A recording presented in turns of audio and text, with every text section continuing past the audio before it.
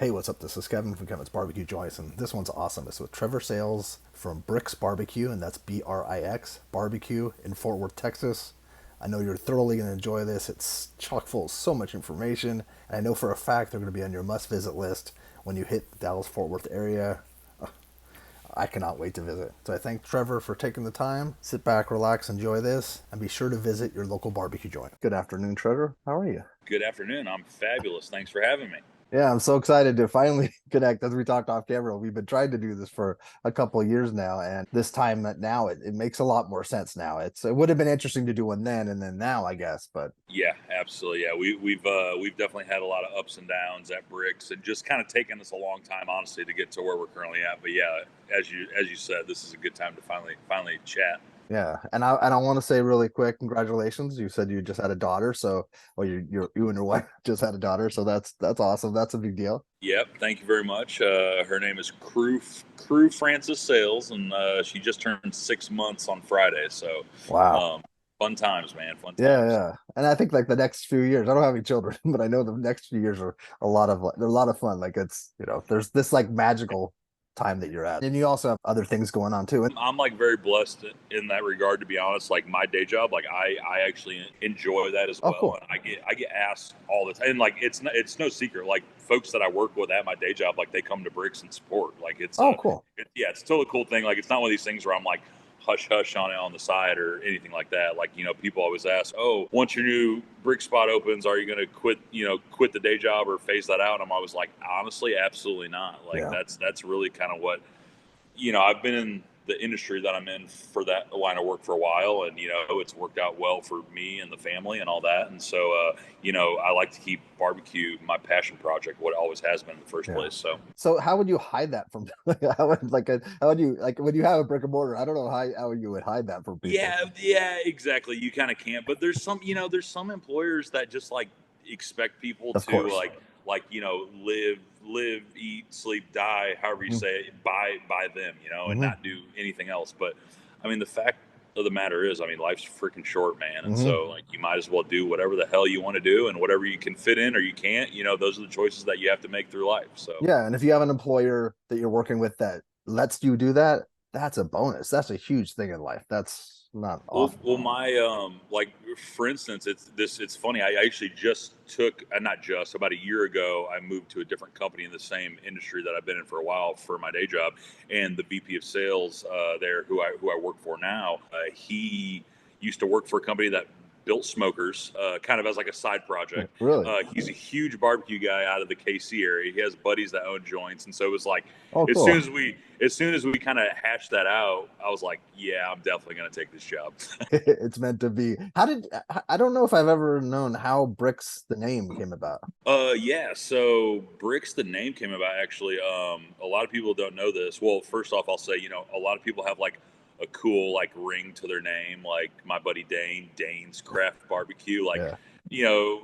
Sales, like my last name is Sales Barbecue, like it just doesn't have a good ring to it. So, anyways, I originally, when I started doing pop ups, I always had a dream, being from the Midwest, to have a barbecue and blues bar. That was kind of like, Ah. something like through college. I was like, man, I really want to do that one day. And so my first little concept, if you want to call it that, was Big T's Blues and Barbecue. And then around that same time, just a few months in, I adopted a foster dog from the pound named Brix. Well, his name was not Brix yet. We didn't have a name for him. We decided to name him Brix, and then we changed the name from Big T's to Brix Barbecue. So Gotcha.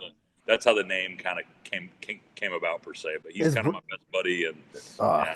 well that I love that you named it after your dog, but is Bricks like how is that how do you come up with that name for your dog? Oh, That's sorry, such a name. sorry. No, no, I no, no. apologize. It's Okay. interesting. Sorry, I'm talking So over you, but yeah, no, that's a good question. Yeah. So bricks, so Brix, how it's spelled. That's actually what we get asked all the time. Is like for people that know wine who are into wine, which I am. Wine and bourbon's kind of my jam. Bricks is how you measure the oh sugar yes. content in wine, and so, or I may have said that wrong, but has something to do with measuring the sugar content. Like it's basically like one bricks or two bricks, right? Yeah, yeah. No, I've heard that now that there's Yeah. So, yeah. anyways, we get Ah, asked that a lot, but no, we were. I won't bore you with the whole backstory and the folks who tune in, but long story short, we were actually supposed to adopt another foster dog who was actually being fostered, couldn't be at the house anymore, and his name was Brix, and it didn't work out, and it was Ah, spelled Brix. And then once we have our now Brix, me and the wife were trying to come up with a cool name or just a good name for him, and mm, we just said, you know what, we're supposed to adopt that dog named Brix. It didn't work out. This one kind of fell in our lives, and so let's call him Brix because he that's looks cool. like yeah. I love the name. And also, too, did you do something clever with your Instagram? Did you put bricks and mortar? Yeah, it's I kind of like love a it. play on that. Yeah, because then we also had the when we were on the food truck, it was an Airstream, right? And so we called it the Smoke Stream, and so that's Mhm. kind of like our play off of that into our new building, the Bricks and Mortar. You know what I'm Gotcha. saying? No, I love it. That's cool. You said you grew up in the Midwest. Where did you grow up? LaPorte, Indiana. So like from Chicagoland area, like an hour east of there. I was born there, lived there for about 5 or 6 years, then moved down to the Fort Worth area. Lived in Fort Worth for about 5 years.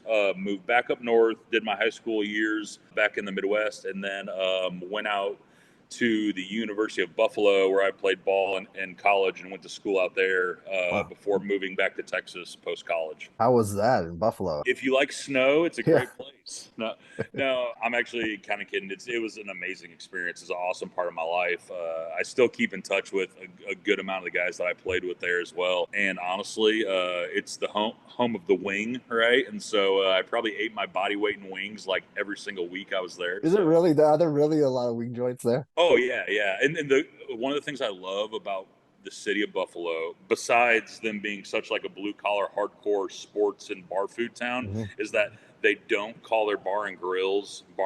They call them beef and kegs. And I think that's the most amazing thing in the world. I love that. Like it's yeah, it kind of reminds me when I had heard of the term ice house. It just sounds ice house sounds even like it just sounds interesting. I'd Exactly. never heard that coming from California until I went to Texas. I'm like, oh, that's such a cool beef and keg. That's killer. I have a friend. She moved to Buffalo with an ex-boyfriend for like a year or two, and they bought a house for really cheap, a beautiful house and a beautiful, but they got Yeah. like more snow they could ever imagine. And also too, there's not a lot of industry. There's not a lot. I think that like the only jobs really were seemed like a casino. Like it just seemed like it was rough at that time. I don't know how. Yeah, there was that. Well, because they were kind of, like Gary and Youngstown, the ones that were like big manufacturing towns, like in the Yeah. 60s, 70s, 80s, even in the 90s. And then when that industry kind of died off or was outsourced or whatever, yeah, exactly. But no, Uh, it's actually kind of thriving again now. I haven't been back in a few years. It's probably been 3 years since I've been back there. that But makes sense. it's totally changed Mm. from even when I was there. And, I was in college there from, I'll say 2011 to 2014. What was your path then? What was your path wasn't barbecue, right? I mean, I've always kind of had a passion for food just through my mom. Honestly, I mean, she's always been a great, and she's not a formally trained chef or anything like that, but she's always cooked. We were always kind of the household that had all of our friends over for dinner, family Nice. outings was always at our house, right? So the whole entertainment piece, hospitality, the love for food, all kind of came from her. Wow. So I started to cook more through my college years, kind of on the tail end of college, and then when I got out of college, I started to cook a lot. And then I'd always loved barbecue. But again, when I was a kid in Texas, I was young and I probably never really fully Mm. experienced barbecue for what it is now, especially, right? Yeah. When I was or at least when I was at that age. And then when I got out of college, I got invited to the Browns camp and I only lasted there for about a month. So I had big dreams of playing the pros and I thought Oh that's man. what I was going to do. And then they told me I was too short and fat. So I, In those exact words. maybe not, but they basically told me that. What's that experience like? What was that? Not, I don't think anybody listening to this, or maybe one person has been in Browns camp or any other camp. It was an awesome experience, man. It was a very cool, it was a cool part of my life. To be honest, I'm not that involved in sports anymore. It's kind of one of those things where I did it my entire life, and when you get done, you're kind of Mm. burnt out on it, honestly. But that being said, like I still, college ball. I still love to watch college sports. I'm kind of getting back into it now, some. But it was an awesome part of my life. I was at that camp with a lot of guys that came that were first round picks and all that. And fun fact, Johnny Manziel was actually there when I was there still. So Oh uh, wow. that was kind of funny to see him in person. Oh man, that's what an interesting journey that guy. Yeah, Wow. I know. I recently watched that thing. That's a whole other topic. Like, I really don't feel bad for him, but whatever. I kind of got sidetracked, but the point of me saying that was, you think you're going on one path in Oh your yeah. life, and it doesn't work out. And so then I moved back home for a while with my parents for like I don't know, a year and a half, 2.5 years, and then I had a job opportunity down in Texas, so I took that job just for my day job, and then once I moved back to Texas, I kind of fell in love with the barbecue scene. I was already passionate. I was passionate about food, but I wasn't Mhm. necessarily passionate about barbecue per se. And then my wife and I went on a little barbecue tour. We hit a bunch of the top joints in the state. I think, Hutchins actually, when I came down on a hog hunting trip one year in college, Hutchins was probably the first, like, I'll say, more craft barbecue experience Mhm. that I had, the one in McKinney. And then once I moved down here, we went on a little tour, and I think we did like La Barbecue, we did 2M Smokehouse, we did, we hit like Wow. 6 or 7 or 8, in one trip.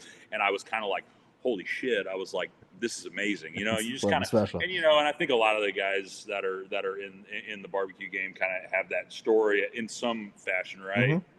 As it might be when they're a kid or when they're adult, whatever, but like it just clicks at some point. You're like, wow, like this lifestyle is crazy. This life is crazy. This, everything about it's just wild, right? Like people still cook with, wood, and that's it. It's like, Hmm. and I'm making it sound way more simplistic than what it is, No, obviously. but when you But but when you first noticed it, when you went to those 6 or 7, whatever you went to, it seemed like, I'm sure it seemed something like it. You thought it was in the back of your mind a lot, thinking about it and thinking, yeah, wow, I would love to do something like that. Yeah. yeah, exactly. I mean, just how cool is it, right? I mean, I was talking to Eric Mel, one of the guys that works at Brix now, in the pit room, and I was standing there one day in the pit room with him, and he's cooking, and I was like, man, what's crazy is that, like, my wife and I went on a big vacation last year, and we went through like through Spain and France, and we went to Oh, nice. Bordeaux and did the Oh. wine country, and we did Basque country in northern Spain, and had all these like most amazing restaurants and all this stuff. And you go to the chateaus that have been there for like hundreds of years, and you see Yeah. these people that in Bordeaux that are just farmers basically, and they live their life this way every single day, and you're like, wow, this is amazing. Like, this is crazy. This is a whole culture here. Hmm. And then I took a step back and looked. I was like, when people from overseas like come to Texas, I think it's so awesome that they'll see us, they'll see Brix, they'll see Danes, they'll see Heim Barbecue, all these places when they come to Fort Worth, and they go, wow, this is like a way of life here. Like people, Hmm. they cook with wood. It's this primal kind of thing, right? That people still That's do here in true. Texas. And so I think it's a big perspective thing. Like, holy crap, it's seriously awesome that you're able to do this for a living. You know what I'm Yeah. saying? So, And also uh, too, it's like it's nice that you're being reflective while you're doing it, as opposed to 15 years from now looking back and yeah, saying, yeah, that's exactly right. That's exactly right. I know. I think as I've gotten a little bit older, not that I'm old yet, of course, my knees and back feel old, but, yeah, exactly. over time, I've kind of started to at least try to, I'm not always good at it, but try to take a step back and be like, Hmm. man, It's this hard, is but awesome. Barbecue. You know what I mean? It's probably like the fact that, like, this is like part of what pays your your living. hmm.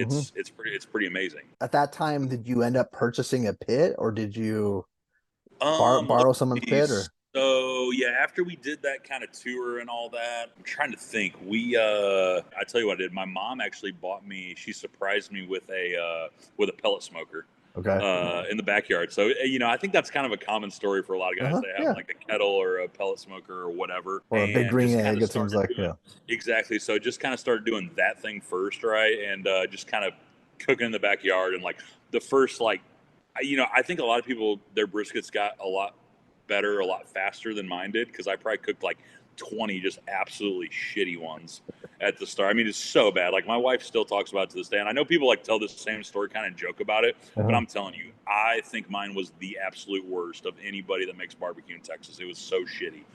How did you I mean, not get discouraged? That's amazing.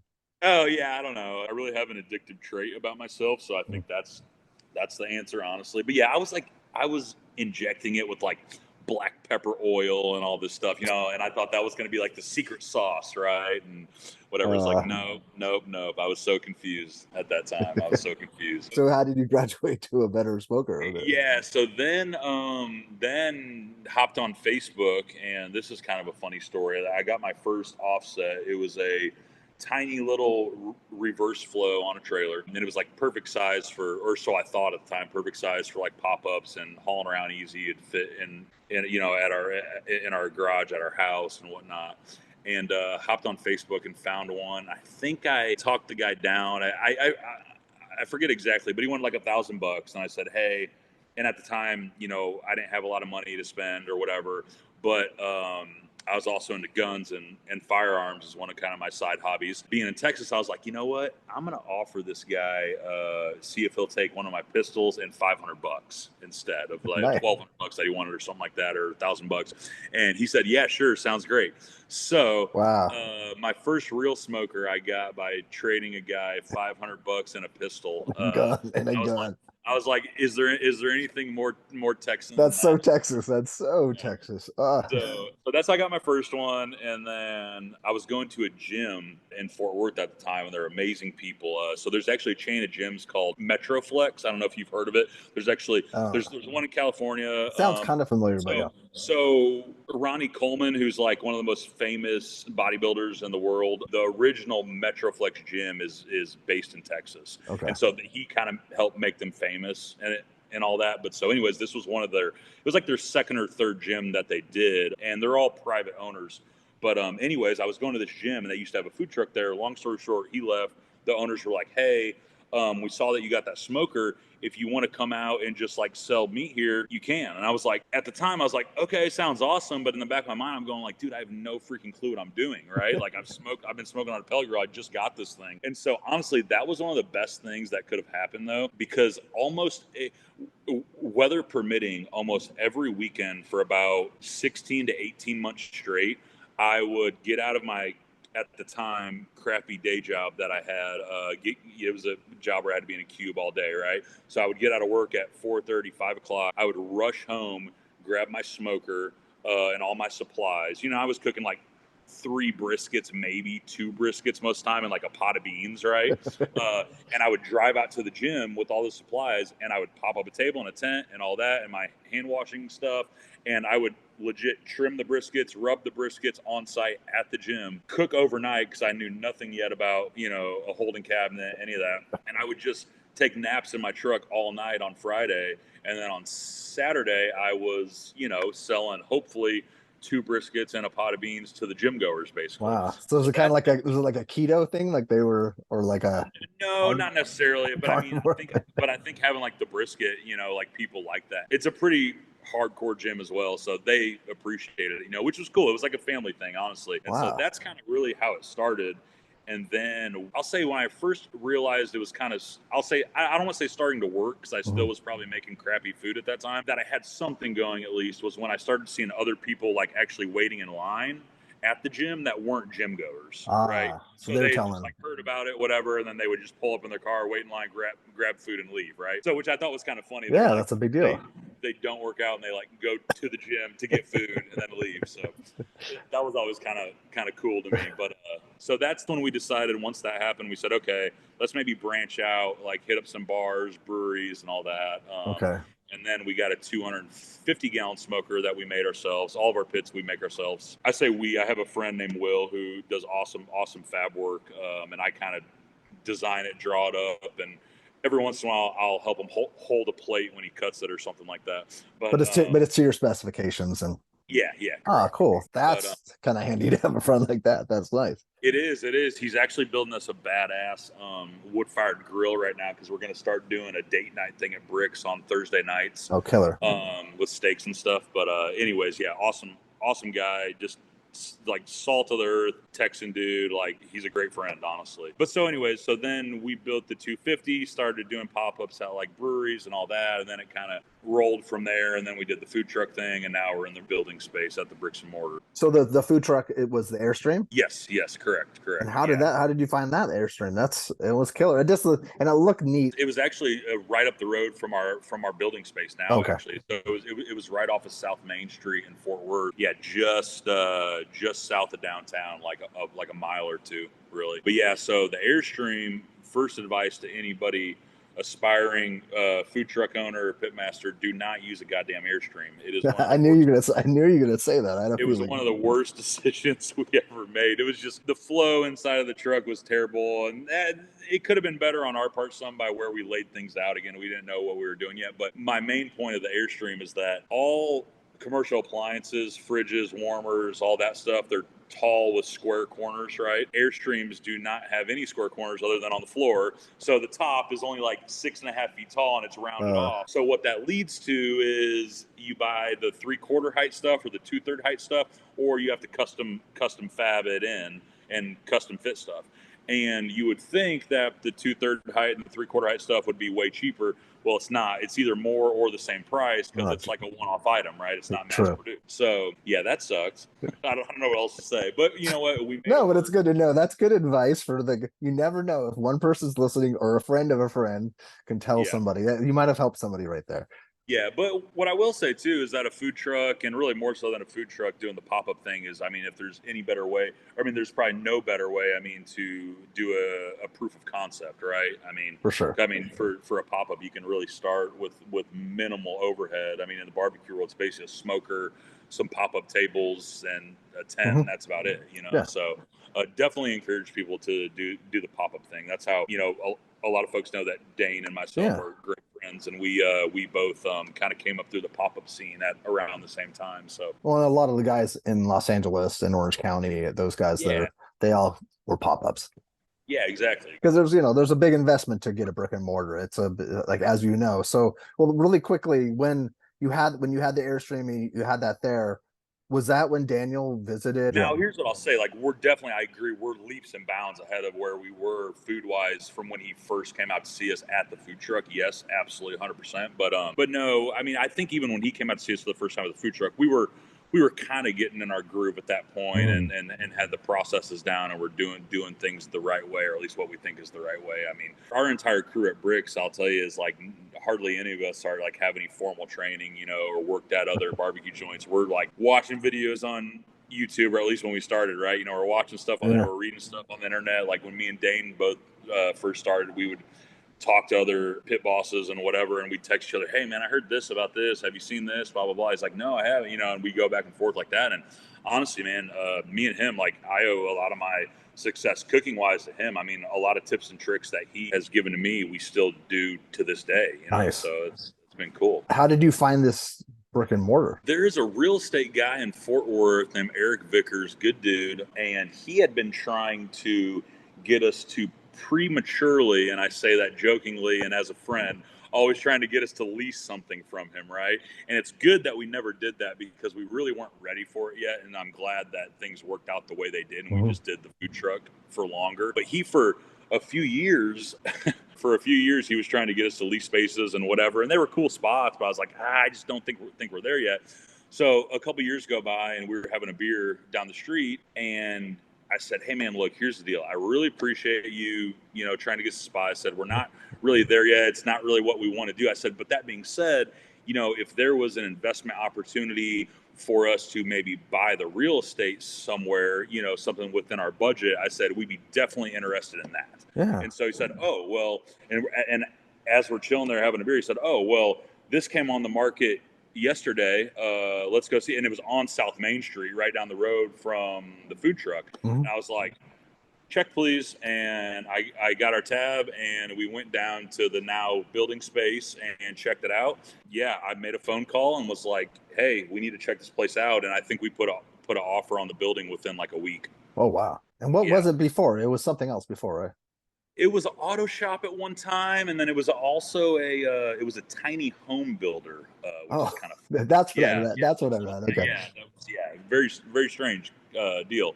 But yeah, that was the two businesses. I think it was one other thing prior, but I'm not sure what it was. It's a fairly newer building. It was built in the early 2000s, so it's not very old. It's a cool looking structure. What is that above? Is Yeah, story? so on the front we actually have like a rooftop area up top as well. It's like a 35 by 35 Oh, area, so cool. it seats about 40 up top or so, Oh, rad. and That's then cool. Okay.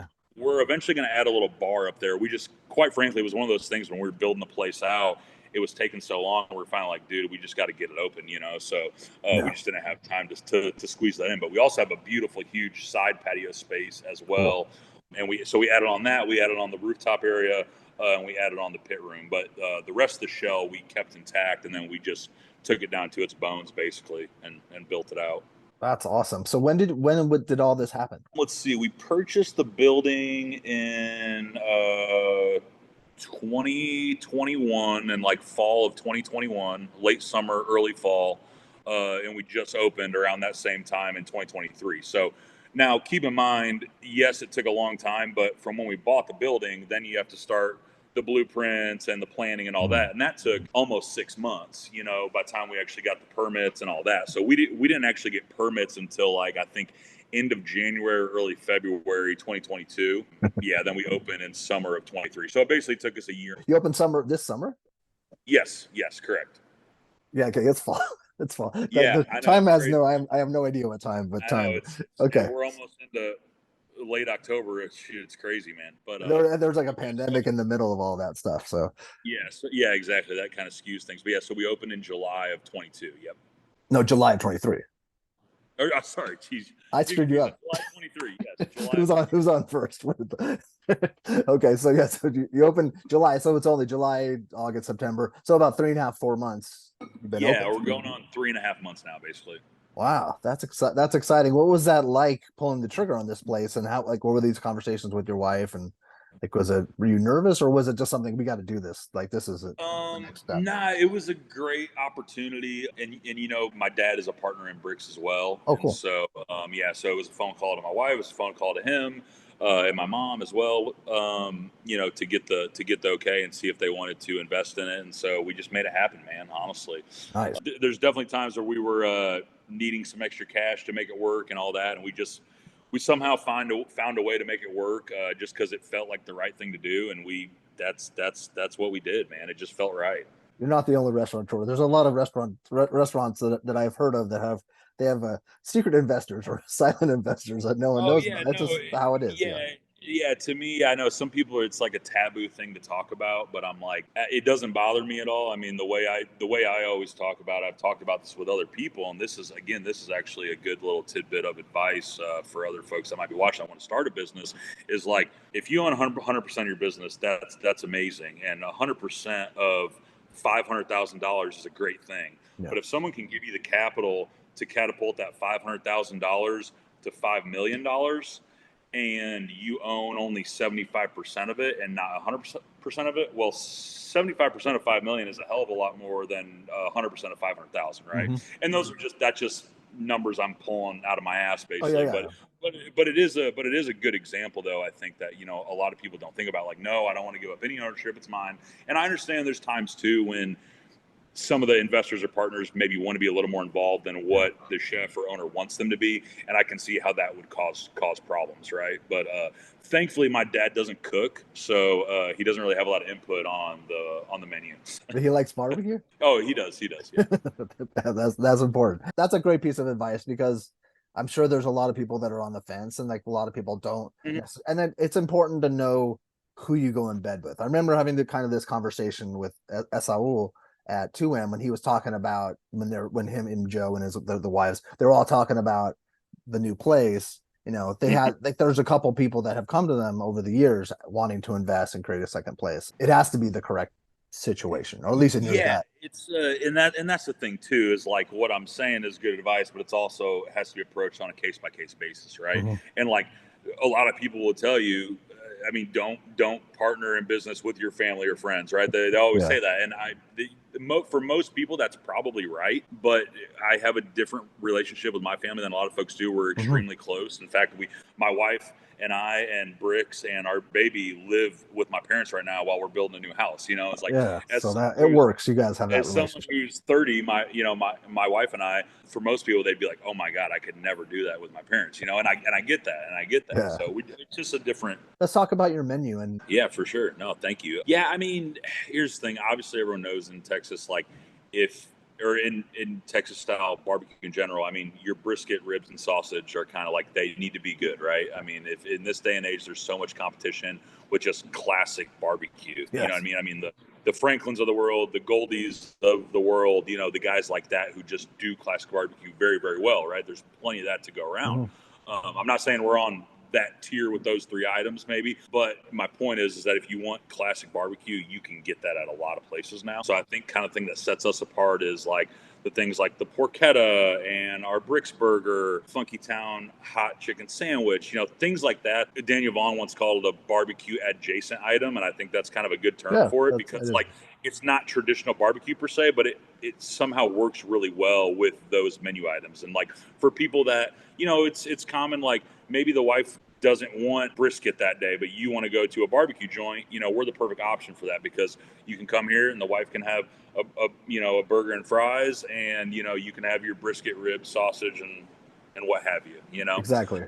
So yeah, so we try to do a lot of I'll say more kind of niche items like that that kind of may appeal to a different crowd.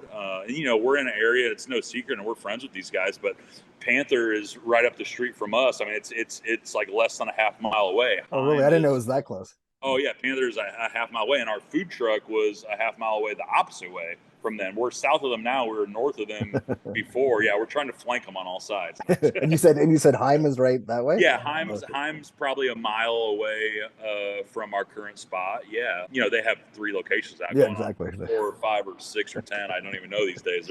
They're killing it. Anyways, yeah, they're right down the road. Hurtado's Fort Worth location is down the road. So it's important to kind of set ourselves apart, right? And so we have the after dark stuff that we're going to bring back here soon, which is kind of like barbecue bar food. Yeah. We do the smoked and fried wings, the Brix burgers, the hot chicken, nachos, loaded fries, kind of the guilty pleasure stuff, right? The Cool. things that maybe people don't consider as craft, but we Mhm. kind of put a elevated kind of twist on them, so it still kind of stays on brand with us. Can you explain because I don't know if everyone knows what porchetta is, and it's like people it's spelled like porchetta, but it's pronounced porchetta. Can you explain Yeah, what that yeah. is? Yeah, so porchetta. So I'll back up. Traditional porchetta is a Roman food, right? That's where they make it all over there in Italy, but Rome is kind of where it's most popular at, I Oh, would okay. say. And they're basically what it is. They do it a few different ways. The most classic way to do it is they'll basically stuff an entire pig, roast it, chill it, slice it off thin, Really? put it on a sandwich, things like that. But now it's more common. You'll see they use the loin meat, the belly meat, and the rib meat. It's all kind of attached in one roll. It's deboned, and they'll roll that up with the skin on, and it'll be stuffed with fresh herbs and whatnot. They do fennel pollen, lemon zest, parsley. I'm trying to think what the like classic Mhm. porchetta herbs are, but it's only like 3 or 4 things. The way we do it is we do all kinds of stuff on the meat side. We lemon zest, fresh parsley, thyme, salt and pepper, obviously, Calabrian pepper paste, Cool. all kinds of fun stuff in there. And then we roll that up on the meat side, tie it off with twine, and then hit the outside with salt and pepper only on the fat cap side, and then we smoke that until it's just nice and tender and melts in your mouth. But And then you slice it so that it's yeah, spindles we or slice it in like quarter-pound pieces, basically. But yeah, but the way it's sliced, it's still rolled up, so you'll see kind of that 3/4 round piece of pork belly with the it's herbs inside. really cool looking and Um, gorgeous. Yeah. but I actually kind of like it better with just the belly, to be honest with you. And one of the reasons is the traditional way of doing it is it has the loin on it, okay? And so the loin, they often have to undercook it a little bit so you don't dry out the loin Ah, portion, right? So they're only cooking it to like 145 degrees, maybe 150 in that range. So your pork belly it's not that fat's not breaking down at all. You know what I'm saying? Italian culture is freaking amazing. Their food is amazing, but I think that's the one thing the Romans got wrong. Besides trying to expand too quickly, yeah. obviously. and their empire died. But right up there with that, it was the porchetta. We'll get back to the meats and everything and the Mhm. sides because there's some really killer sides and interesting sides. But you Yeah. guys have a full bar, right? Yes, we do. Yeah, we have a full bar, cocktails, beer, wine, the whole nine. Cool. And yet also, just so I don't forget, Thursday through Sunday, is that what it is? Or Thursday to Sunday, yep. And then we just started doing our barbecue brunch on Sunday mornings as well, from 10:30 to 12:30. what does that brunch entail? Let's see. So it's kind of a rotating menu, but we've have some staples. So we used to do brunch at the 3 years we were in the food truck every year around the holidays. It was always the last weekend we were open Oh, because we had closed for 2 weeks most of the time. It was always a humongous hit. People loved it. So we were kind of again going back to trying to set ourselves apart in Fort Worth and things like that. And so that's how we kind of came about. Hey, let's start doing brunch at Brix again, but every weekend essentially. Probably my favorite item is the burnt end pancake. So it's our oh, beef belly burnt ends on top of two pancakes, and we make a salted beef tallow cream cheese frosting, and we hit that on top with some oh. syrup, and it's just like the perfect balance of like sweet and savory and salty and all that. So that's probably one of my favorite items.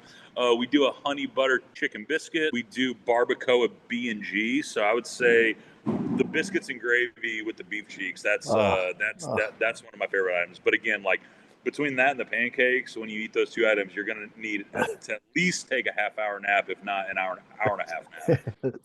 So what times is that? Is the brunch on Sunday? 10:30 a.m. to 12:30 p.m. To 12:30. Okay. You can get our normal lunch menu more or less during that time Oh, period as cool. Okay. well, and then we're open until 4 o'clock. So the kitchen's open until 4 and the bar's open until 5. And I see that you have a TV behind you. Or you do play games and stuff. Like, is that something that? Yeah. We always have the games on college games, pro games, all of that. Yeah, we have two TVs inside and then a monster one on the side patio Oh, outside cool. as Do you guys also, because you're friends with Dane, do you make your own sausage? Yes, we do. Yeah, we do two kinds always. So our house sausage is jalapeno cheese, and then we have a sausage link of the month, which is currently we call it queso fundito sausage. Oh, cool. Actually, it's a funny story. You asked about Dane and doing sausage. Me and Dane actually kind of taught each other how to make sausage I was early on. thinking that might have been And the so case. when we were both doing pop-ups, and he's taken it to a whole nother world of like Yeah. what he does. Like that's not really my jam as much, but like he freaking kills it with that, man. Like he's doing Yes. all kinds of crazy stuff. But yeah, his sausage is definitely some of the best in the game for sure. Mhm. We would meet up at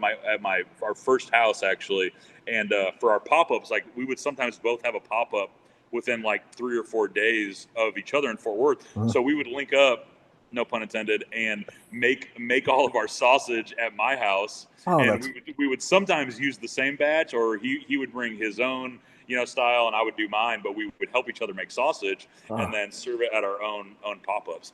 In fact, I think Hurtado actually he came over to my house one time, and me and Dane kind of showed him the ropes. Again, no pun intended. yeah. On There's a how million sausage how puns. Yeah. to link it up. But yeah, man. So Oh, that's cool. That's fun little kind of inside stuff. Like so your relationship with Dane goes pretty far back. Did you guys know each other prior or is it because of the food and stuff? no, we didn't. We didn't know each other prior. I think we just kind of saw each other on Instagram doing the pop up thing, right? And I forget if he reached out to me first or I reached out to him, just asking him questions about his pop up deal. And yeah, we just kind of started to talk on there, and then I think he came out and got food for me, and vice versa. And yeah, And now you have a brick and mortar and he'll have a brick and mortar pretty soon too. So it's a yeah. kind of the similar path. Well, and his brick and mortar is like right down the road from my house too. We're building, so Oh, that's cool. I'm unfortunately gonna be in there all the time. I know. Unfortunately or fortunately, it depends on how you look at it. So can you go over some of your sides because you have some unique sides. Yeah, absolutely. So I would say the tallow beans are probably the sleeper on the menu, to be honest. Okay. It's a classic style pinto bean, but we just cook it down with a bunch of beef fat, beef tallow, trim off of the briskets. We're not doing anything groundbreaking, but I think it's just how we do it and tallow that we Hmm. put in it and the spices that are in it. I mean, it's perfect for a cold day. I mean, it's just one of those sides that just like it sticks to your insides for hours. You I know what I love mean? that. Hearty, savory, bit of heat to it. It's good stuff. The brisket ragu has become a new fan favorite for sure. Yeah, explain that. Yeah, so it's essentially like it's kind of a classic or it's a spin on a classic bolognese sauce, a little more tomato heavy than meat heavy. So we take Camparis on the vine. We use the Camparis because they're a little more sweet, and I think it's a little more appealing to most folks. But so we roast those on the smoker for about an hour or two, and then we use that as the base for our sauce. So we're already starting with a lot of depth there. And then typically, you always got to find a way to use the extra scraps from the brisket and the beef cheeks. And if you do beef ribs and don't sell one or two of them or something like that. Yeah. So that's kind of the next thing that goes in, to kind of make our roots chop, put that in as well. And so it's just this really hearty, savory pasta dish. And it's kind of one of those things that's like you wouldn't expect to have bolognese at a barbecue joint. No. But when you eat it alongside the rest of your meal, you're like, wow, this just really kind of works, honestly. And especially now with the porchetta, it's kind of funny. You can get the porchetta, Italian. bolognese. We have some Italian wine at the bar too, Yeah. and you can have an awesome meal here at Brix. You know what I'm saying? Yeah, I was gonna say like if you had a Peroni or something, but I highly doubt it. You don't have Peroni. We don't have Peroni. But we do have a couple of Italian Italian wines. wines. Yeah, that's cool. Yeah. So you do it. So because you like wine, this is a jump back. You guys, do you have a decent wine selection, or do you kind of? We do. That was kind of one of the tough things that I was trying to balance when we were building out Brix and kind of building out the menu and the wine list and things like that. Because I get it, like it has wine and barbecue hasn't exactly taken the world by storm together, right? And like I think that's kind of a sad thing because it really should. I mean, there's like no one can tell me why when I ask this question. Why do you go to a steakhouse and you have this thick fatty cut of steak and you have this big bold red wine with it? Why would you not do the same exact thing as when you go to a barbecue joint and you get the brisket, right?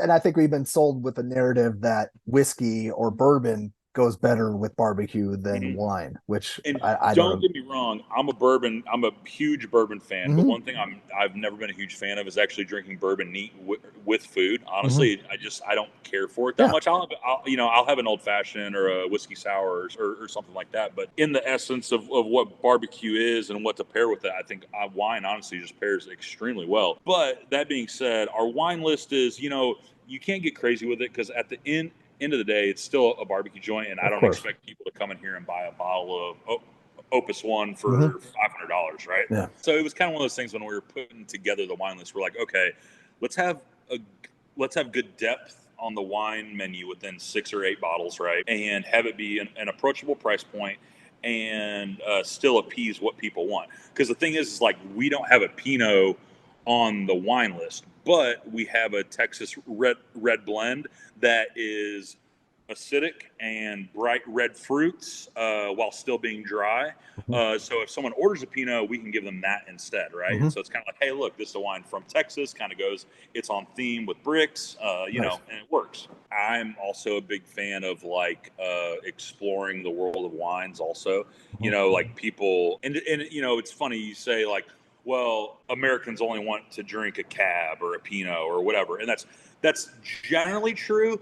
But like the thing is too that I noticed like when we were in Spain and France last year is like Spanish people like to drink Spanish wine and French people like to drink French wine. But so kind of when we put together this menu, I was kind of trying to get stuff from all over the place that even if we don't have your favorite Cab or your favorite Pinot or your favorite Chardonnay, we're going to have a red or a white that's going to get you the same flavor profile that you're looking for, and you're going to enjoy still at a really great price point. I would say if I had to pick my favorite wine to pair with barbecue, it's the Gran Bazan Albarino, it's called. It's a Spanish wine. It's a Spanish white wine. It's from the northwest corner of Spain. It's like a postage stamp size area on the map. All of the vineyards there, more or less, you can see the ocean from the vineyards. Cool. So they get this really nice ocean breeze that hits the vines. And what it leads to is you get some nice saltiness to the grapes themselves. And so this wine, it has like these bright notes of like lime and lemon, and it's salty. And so for Texans, it's like a margarita in white wine form is what I always tell people. And when I tell them that and they try it, they're like, holy shit. That's exactly what it tastes like. So that's like I think that's like the perfect pairing wine with barbecue. Like it cuts the fat nicely. It just works. The maker is wrong way. The maker is Gran Bazan. Okay. Oh, cool. And the grape style is Albarino.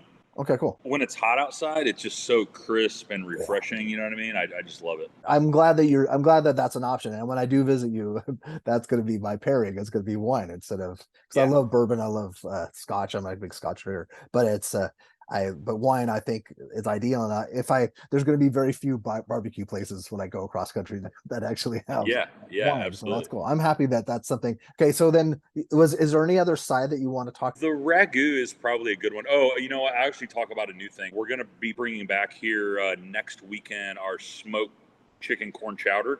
Oh, cool. And that'll be available in a quart, a pint, or in a side size as well. Oh, cool. So yeah, so that's always a big hit when it gets cold outside. And I think I That saw sounds next week is great. going to be down like in the 60s. No, But that's yeah, so awesome. it's just, we buy bone-in thigh meat. We smoke that, pull it off the bone, chop that up, and we use that for our roux basically for the chowder. And then just very creamy, very cheesy, a lot of Uh, depth, a lot of kind of southwestern spices. Really, really good stuff. do you have any unique desserts or? Our most sold dessert by far is our medium rare chocolate chip cookies. Uh, so my mom makes them fresh every week. She makes the dough fresh every week, and either myself or her bakes them every morning prior to Uh, service. And it's basically just a really good chocolate chip cookie that we top with sea salt. But they're pretty good size, and the outside has a nice little crunch to it, but the center is still like ooey gooey and oh, I love that. half baked, and they're always Uh, served warm as well. So it's like, yeah, man, it's like the perfect treat. And like my crutch is chocolate chip cookies, like fresh baked out of the oven. Like if like my mom, like when I was a kid in high school, she would pull out like 2 dozen, and I shit you not, I would eat a dozen of those things. I would literally eat a dozen. And I'm my proud of you. go-to move was I would take two of them together, and I would make a peanut butter sandwich with two chocolate chip Ah, cookies. Yeah, genius. That's a great. that is why I still do not weigh under 300 pounds, unfortunately. But Well, you were playing sports, so you were probably burning a lot of calories, right? I was, Yeah, yeah. it's amazing. I remember that I took summer school one time, and I would go to this food truck, and they had like all types of food. I would get Twinkies and a Coke, and I'd go back, or a Pepsi or something. And I'd go back, and Yeah, that was my lunch. And I'm like, really?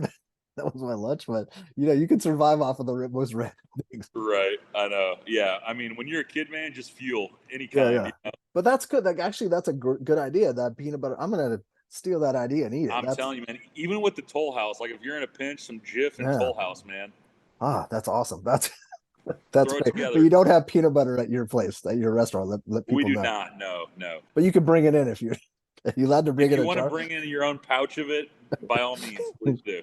Yeah, you can't bring any other types of food, but you can bring in peanut Can't butter bring if you peanut want butter.